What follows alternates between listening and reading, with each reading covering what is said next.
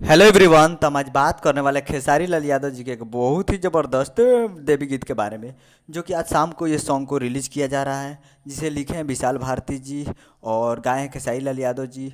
तो ये बहुत ही छोटे चैनल से, यानी जीरो सब्सक्राइबर वाले चैनल से ये सॉन्ग को रिलीज़ किया जा रहा है, जो कि आज शाम को ये सॉन्ग को रिलीज़ किया जाएगा, जो कि आपको स्क्रीन के ऊपर दिखाई दे रहा है। जी सॉन्ग रिलीजिंग 29 सितंबर को एट 5 PM देवी की 2022, यानी 29 आज 29 तारीख को शाम को 5 बजे ये सॉन्ग को फुल वीडियो सॉन्ग में रिलीज़ किया जा रहा है। और इसे गाए हैं खेसारी लाल यादव जी और गीत लिखे हैं विशाल भारती जी और संगीत दिए हैं रोशन सिंह जी। तो ये रिलीज़ किया जा रहा है चंदपुरा फिल्म्स